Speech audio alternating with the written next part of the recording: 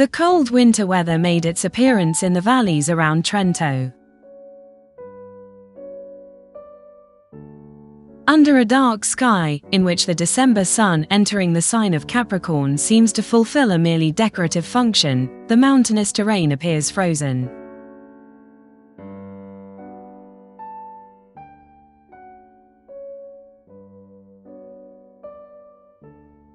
In the forest, the trees have lost all their leaves, revealing their skeletal branches.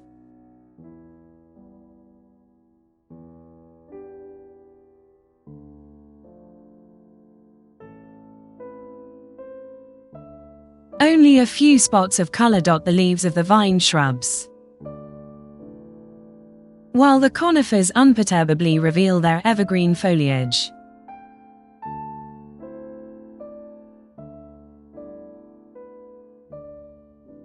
At the time, wood was the major source of heating for the city of Trento.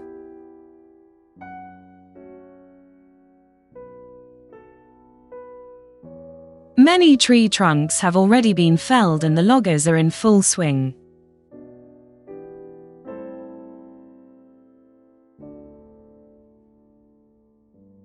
Dressed in simple tunics, the woodcutters face the bitter cold. In the 14th century, many peasants possessed only a robe of cloth or hemp, valid for all seasons.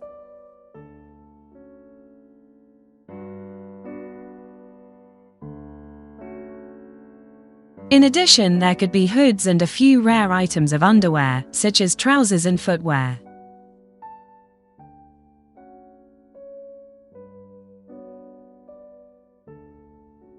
However, not everyone could afford the entire outfit. Some woodcutters had to rest their bare feet on the snow.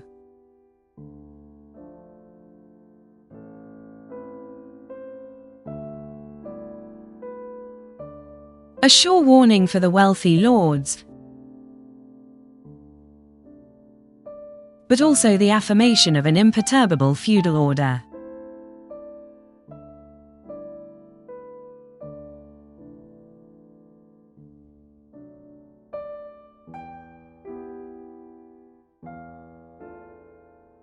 While working with their axes, or tying freshly cut wood, they give rise to a dance of postures and expressions, which well manifest their industriousness and fatigue.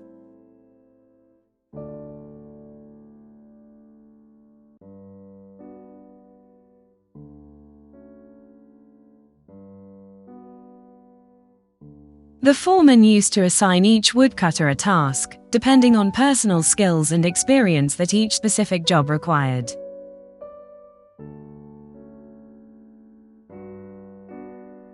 Once the piles were prepared, they were transported downstream.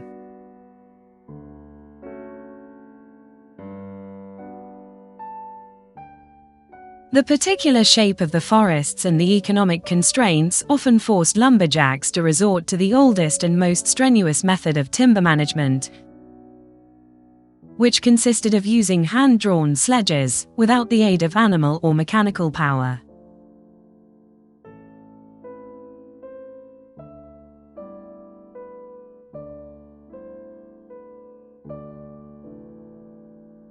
Logging took place during the winter using a specially constructed sledge to transport the trees.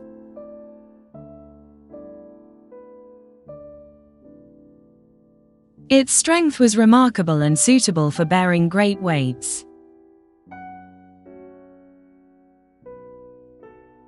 Other piles are instead loaded onto carts.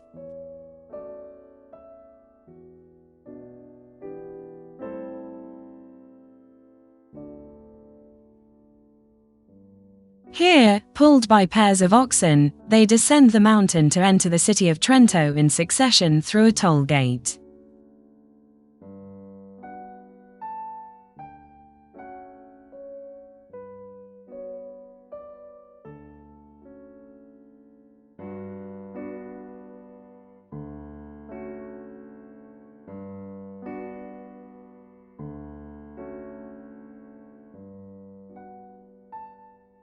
In those days, access to the city was provided by 4 main gates,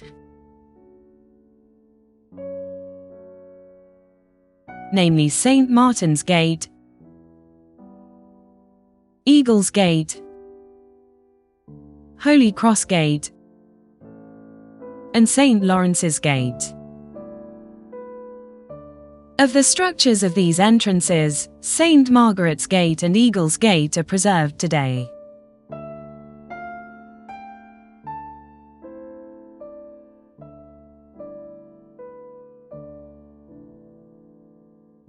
The first door has a double archway, one a round arch, the other an ogive arch. Above the gate proper rises a shielded tower crowned with swallow-tailed battlements.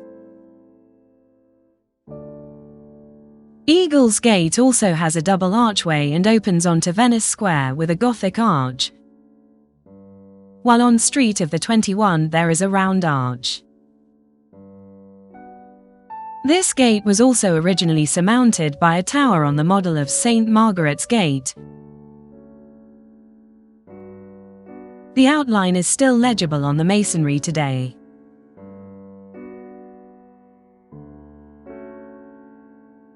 The abundance of wood, indicative of a well-heated city throughout the winter, is evidenced by the sequence of carts.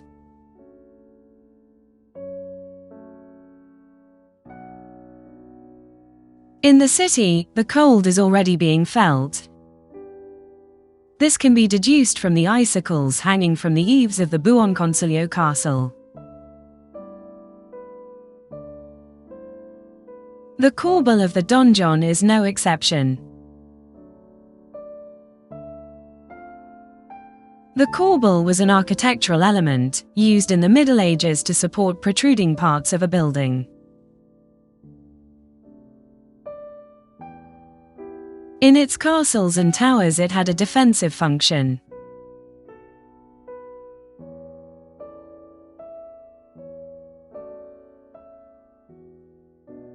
It provided an effective defense. In the space between the corbels there were often machicolations from which to drop liquids or weights sufficient to damage the besieging forces.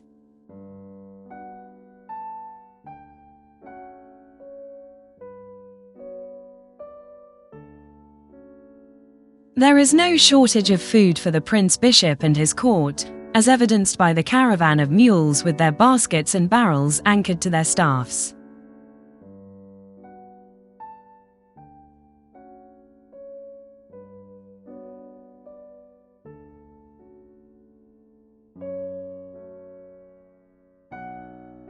A double curtain wall surrounds the city.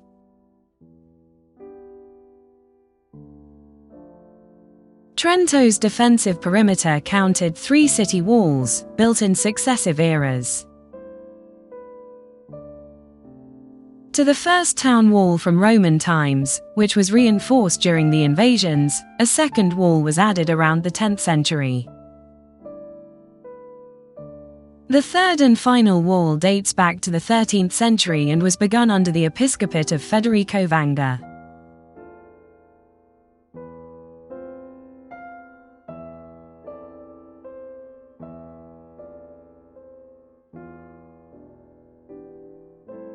The presence of nobility could not be missing from the fresco, even in the rigors of winter. 2 knights escort a nobleman out of one of the gates of the walls. Before setting off, the 2 squires make the horses quench their thirst in the waters of a ditch, or of the Adige River itself, which crosses Trento on its way. The year ends as it began in January, in the cold and snow. The cycle of months also ends here.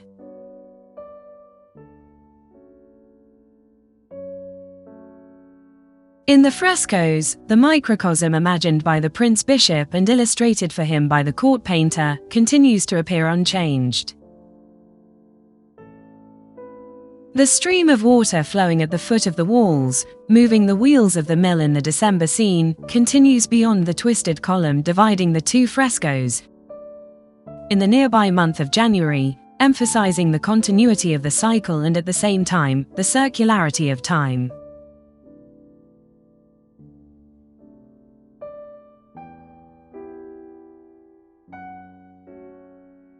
Years pass and become centuries. In the enclosure of the room in the Eagle Tower, the year begins again as it always has.